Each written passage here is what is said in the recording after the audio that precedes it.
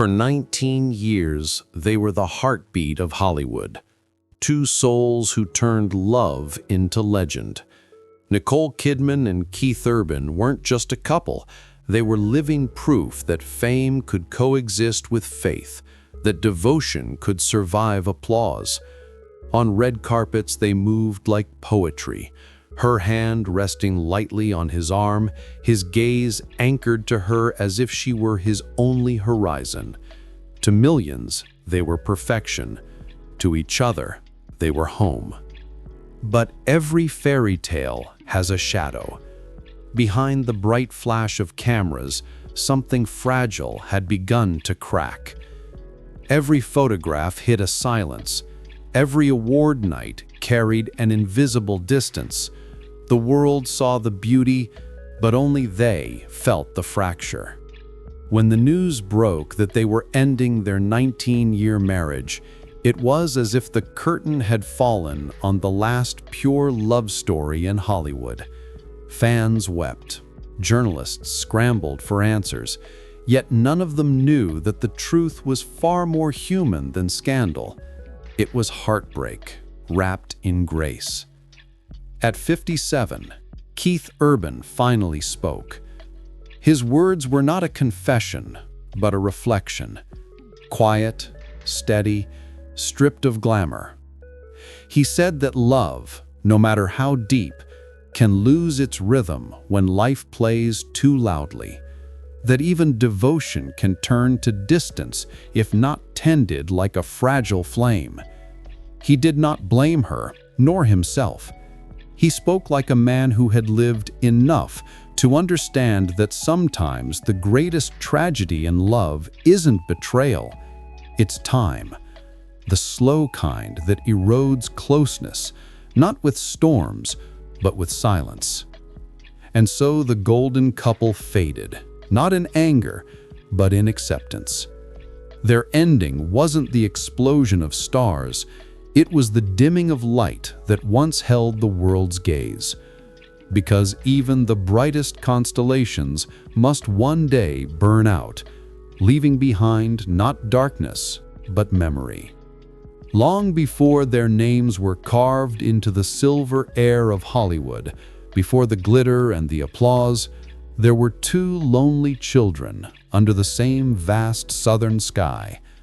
Different cities, different childhoods, yet the same yearning to be seen, to be loved, to belong. Keith Lionel Urban was born in Whangarei, New Zealand, and raised in Caboolture, a small working-class town in Queensland, Australia. His father sold convenience goods and played country records on the weekends. His mother, a woman of quiet resolve, tried to hold the family together between long silences and longer debts. Keith was the younger son, soft-spoken, sensitive, and endlessly drawn to the sound of strings. At night, when his parents argued behind the paper-thin walls, he would press his ear to his guitar and play until the noise disappeared. The music saved me because it gave me something I could control. He grew up barefoot, his fingers bleeding from steel strings, his dreams stretching far beyond the fields of Caboolture. Nicole Mary Kidman's world looked different on the outside, yet underneath it held its own storms. She was born in Honolulu while her Australian parents were studying abroad. Her father, Anthony, was a psychologist. Janelle was a nurse and activist. The Kidman home was filled with books and ideals. But Nicole's world was inward, a place of imagination and daydreams. She was tall, pale, shy, always feeling too much. Other children teased her for her height and porcelain skin. She retreated into plays, into the safety of characters who could say things she never dared. Acting wasn't vanity, it was survival. Each role gave her a voice, each stage a brief escape from the ache of being misunderstood. Both grew up chasing something they couldn't name. For Keith, it was freedom through music. For Nicole, truth through emotion. And though they didn't know it, the same sky, that endless blue over the Pacific, watched over them both. Two souls destined to collide decades later, when the timing and the wounds were right. By the early 2000s, Nicole had already been through the furnace of fame. Her marriage to Tom Cruise had ended in heartbreak and public scrutiny. She once said, "I was broken. I didn't know how to be alone." Hollywood adored her, but the world she lived in felt cold, hollow. She wanted something pure again, something real. Keith was walking his own tightrope. After years of grinding through the country music circuit, he was finally making a name in Nashville. But success had come with its own shadow, a battle with alcohol and cocaine that blurred the line between triumph and self-destruction. He was adored on stage and hollow off it, the applause unable to quiet the ache of his own demons. And then came the night that changed everything. January 15th, 2005, the G-Day Australia Gala in Los Angeles, a celebration of Australian talent abroad. She was there as the nation's cinematic queen, he as its musical son. Under the golden lights of the ballroom they met. Their first conversation was brief, almost hesitant, but the air around them seemed to still. Nicole would later say, "I felt it instantly, something familiar, something safe." But Keith, shy and cautious, didn't act. Months passed. She told friends, half laughing, "I guess he's not interested." Then came her 38th birthday. It was early morning in New York. The city was still asleep when the doorbell rang. Nicole opened the door to find Keith standing there, holding a small bouquet of white gardenias, her favorite flower. His voice was soft. "Happy birthday." No fanfare, no grand gesture, just sincerity. That was all it took. Right then, she said later, I knew I was gone. From that moment, the rhythm of their lives began to align. Their conversations were long, intimate, full of laughter and confessions. She told him she had stopped believing in forever. He told her he was still trying to believe in himself. They spoke not as stars, but as survivors. When he kissed her for the first time, it was quiet. Not a movie moment, but something gentler, trembling with truth. They didn't fall in love fast. They grew into it, like two trees intertwining after years of standing alone. By the end of that year, the press had caught on. They tried to keep the romance private, but love that genuine can't stay hidden long. In his concerts, his voice softened when he sang of a heart worth fighting for. Nicole, in interviews, began smiling again, the kind of smile that looked unpracticed, almost surprised. For two people who had spent their lives performing, it was the first time they felt real. Their love story wasn't written in diamonds or fame. It was written in mornings like that one in New York, in small acts of devotion, in the miracle of two people who had known pain, choosing to try again. And somewhere over that same southern sky that once watched two lonely children, the stars must have smiled, for destiny had finally kept its promise. Their wedding was not a spectacle of fame, but a whisper of faith. On the evening of June 25, 2006, inside the soft-lit St. Patrick's Estate Church in Sydney, candles flickered like 1,000 heartbeats. The air was heavy with jasmine. Violins trembled in the rafters, and every vow felt like a prayer. Nicole, radiant in lace and grace, walked toward Keith, who stood trembling, not from nerves, but from gratitude. After decades of searching, he had finally found a place where his soul could rest. They didn't promise perfection, they promised presence. When he slipped the ring on her finger, he whispered something only she could hear. "I'll never let the silence win again." And she smiled because she understood what he meant. Both of them had lived through silences that could devour a person whole. Their wedding was brief, almost modest, but filled with laughter. They disappeared from Hollywood's noise and reappeared in the quiet rhythms of daily life. Nicole at last found comfort in being ordinary, barefoot in the kitchen, holding his guitar as he played love songs he hadn't yet written down. Keith, newly sober, saw in her not the global star, but the woman who listened to him breathe when words failed.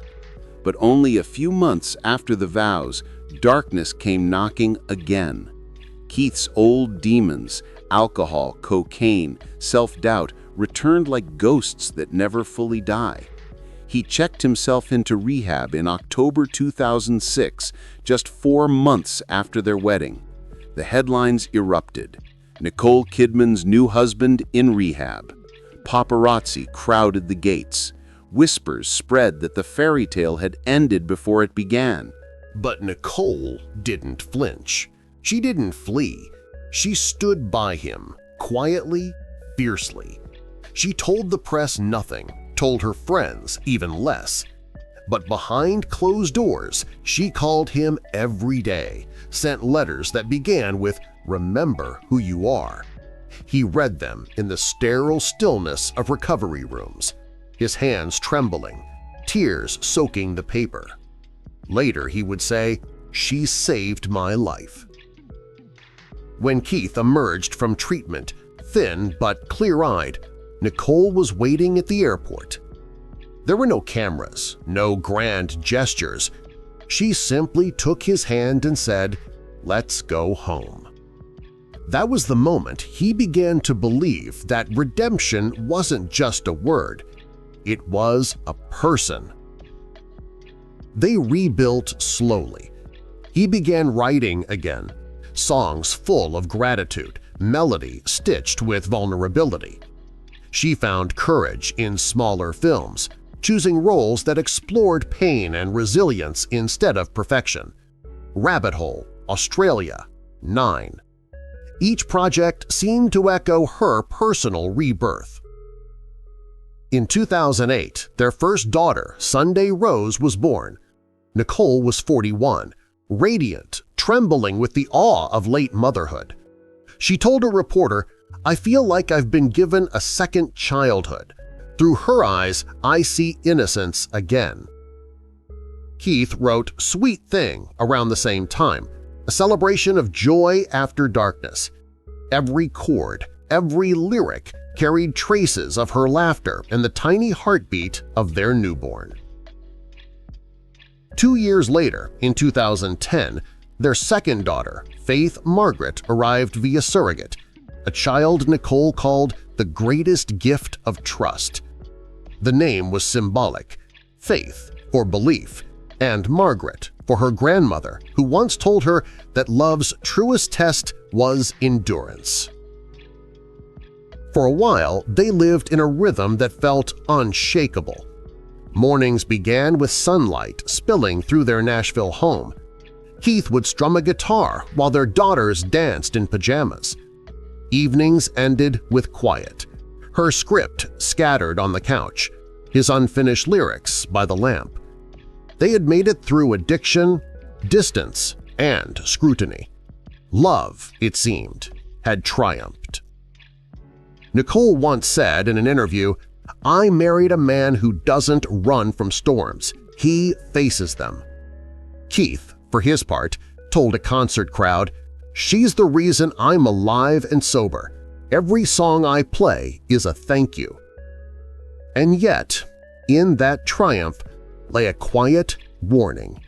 Because when two souls rise together from the ashes, they sometimes forget the fire is still burning beneath. For most of the world, the next decade looked like a dream that refused to end. On red carpets, they glided side by side, two halves of a myth that had somehow become real. Reporters called them the Southern Royals of Hollywood. Magazines printed their photos like paintings, her hand resting gently on his chest, his arm curved protectively around her. The world saw devotion, glamour, and grace. But beneath the flashbulbs, they were learning that light can blind as easily as it can illuminate. Nicole's star burned brighter than ever. After Rabbit Hole came Stoker, Lion, Big Little Lies, and Being the Ricardos. With each role, she peeled back another layer of herself, exposing pain, resilience, and womanhood in its rawest form. Critics called her fearless, but that fearlessness came at a cost. Every film took her away to London, Morocco, Los Angeles. Each character demanded pieces of her heart, leaving less of it at home. Keith, meanwhile, reigned over his own kingdom. His songs climbed the charts, his guitar solos lit up stadiums from Nashville to New York to Melbourne. When he stepped onto a stage, the crowd roared, thousands of voices singing his words back to him. But for all the volume, the sound couldn't fill the growing quiet that waited when he stepped off stage. He poured himself into the music because he didn't know how to say what he felt. And in her silence, Nicole learned to bury her loneliness behind elegance. They lived like travelers passing each other between flights, reunions filled with kisses and promises, partings marked with unspoken worry. They had become experts in temporary joy. Their daughters, Sunday and Faith, grew up among airports and hotel rooms, their childhoods measured in boarding passes and bedtime FaceTimes. Still, they tried. They carved out sanctuaries of normalcy. Christmases in Sydney, summers on their farm in Tennessee, birthdays with handmade cakes and out-of-tune guitars. For a time, those small rituals felt like anchors, keeping them steady amid the whirlwind of fame. When they appeared together at award shows, the audience leaned in. She would whisper something, and he would laugh, his head tilting toward her like a sunflower toward light. The camera always caught it, that effortless tenderness. But tenderness can be rehearsed, and smiles can be learned. Behind the applause, cracks deepened.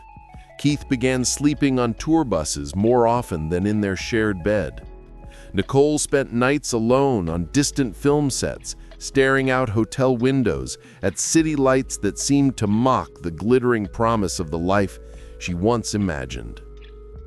In interviews, she called him my deep, deep love. He called her my compass. But love stretched across continents began to thin like a string pulled too tight. There were small betrayals, not of bodies, but of time. Missed anniversaries, forgotten calls, messages answered with hours of delay. One evening, during a rare weekend together, she asked gently, "When was the last time we had dinner without an audience?" He smiled, but couldn't answer. Fame was supposed to be their reward, the crown for all they overcame. Instead, it became a third presence in their marriage, a glittering ghost that demanded constant attention. Nicole often said she could play any emotion on screen except contentment. Happiness is too still, she joked, but privately she wondered if she had forgotten what it truly felt like. Keith tried to express his devotion the only way he knew, through music.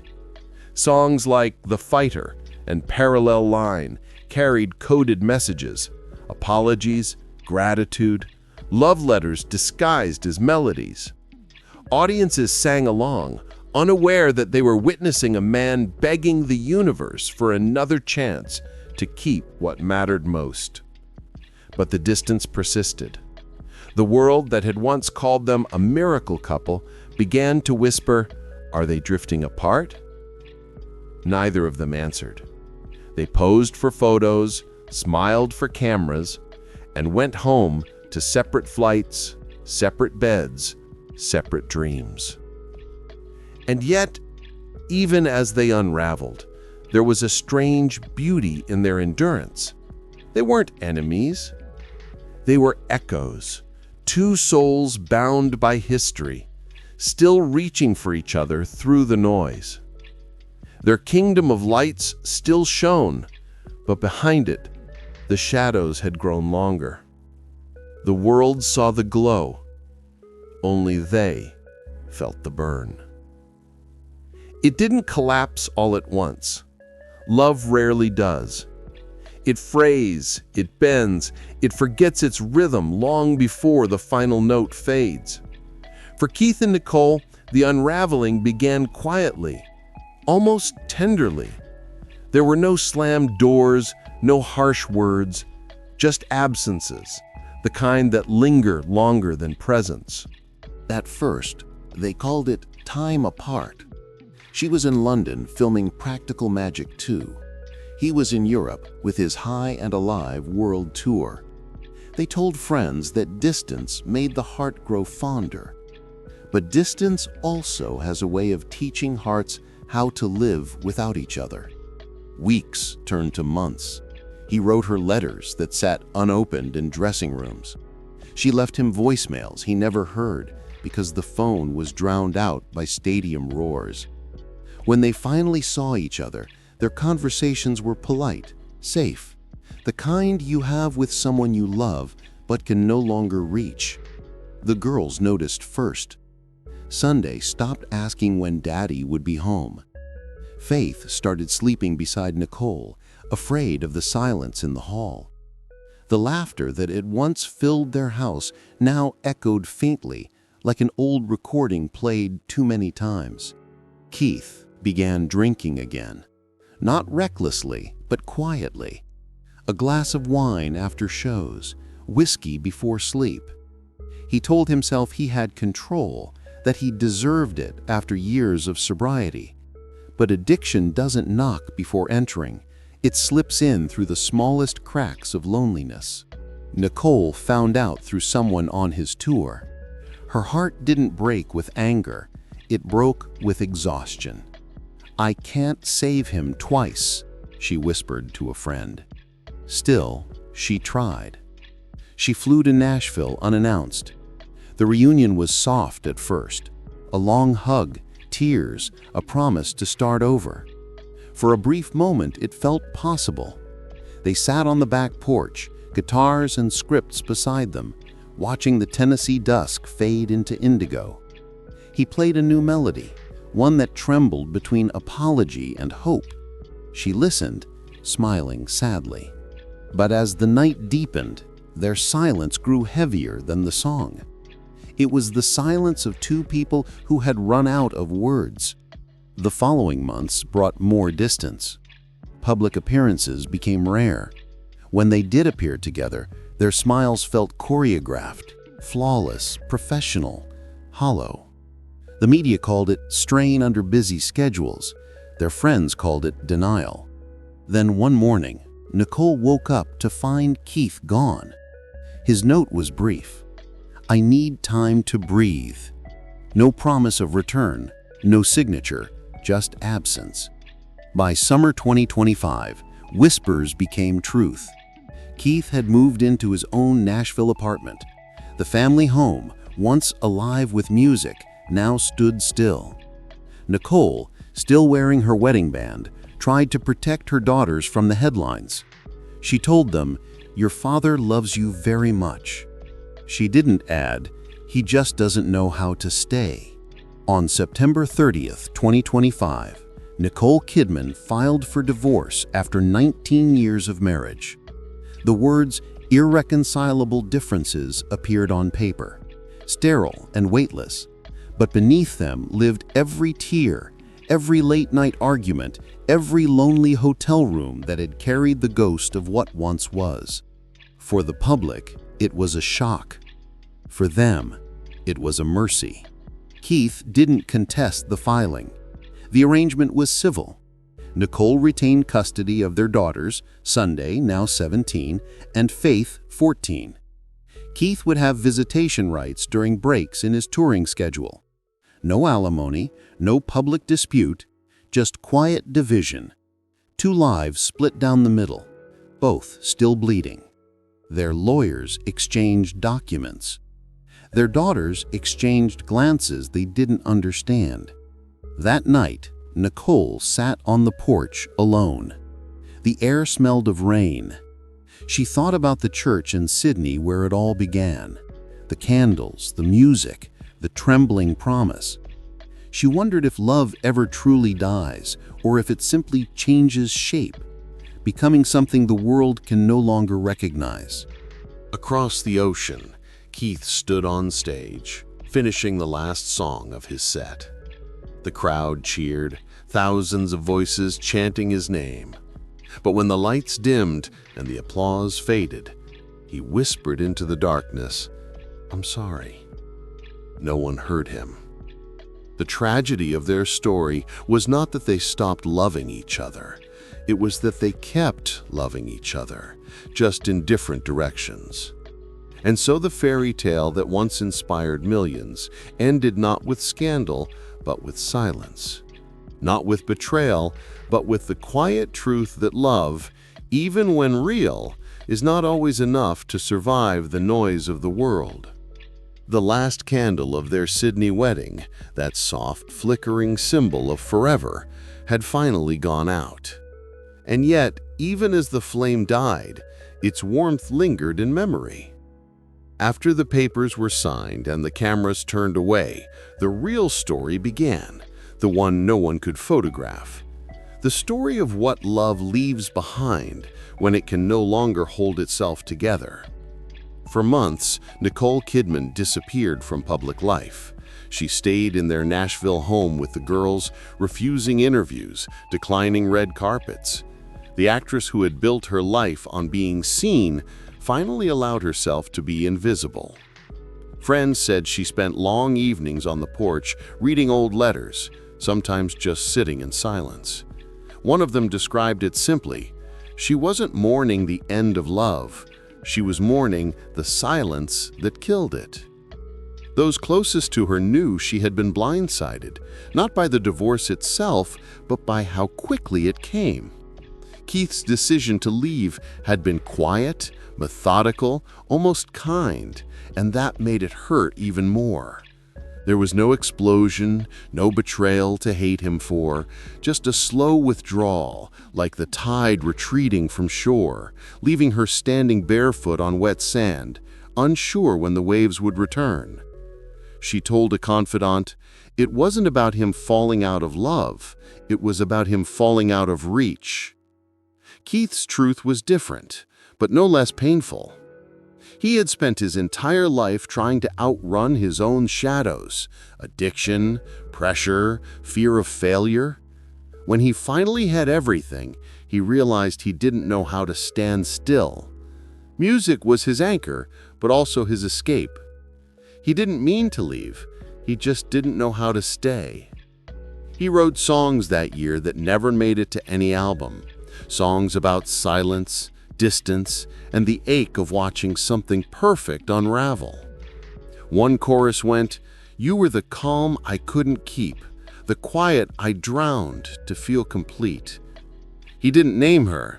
He didn't need to. Everyone knew. For Nicole, the healing was slower, quieter. She never blamed him publicly. In her rare interviews, she chose honesty over bitterness. Sometimes she said softly, "Love doesn't end because it's broken. It ends because it's finished its work. It teaches you something, and then it lets you go." What she learned was this: love cannot survive on devotion alone. It needs communication, respect, safety, the things that fame steals quietly while pretending to give everything. She admitted that she had spent too many years protecting an image, the perfect wife, the perfect family, when what she needed most was truth. She explained once, "The betrayal wasn't a person. It was the moment I realized how much I had silenced myself to keep peace." At 58, she began choosing peace that didn't require self-erasure. She returned to acting not as escape, but as expression. Her performances grew deeper, stripped of pretense, almost spiritual. Every character carried shades of her own journey: grief, endurance, rebirth.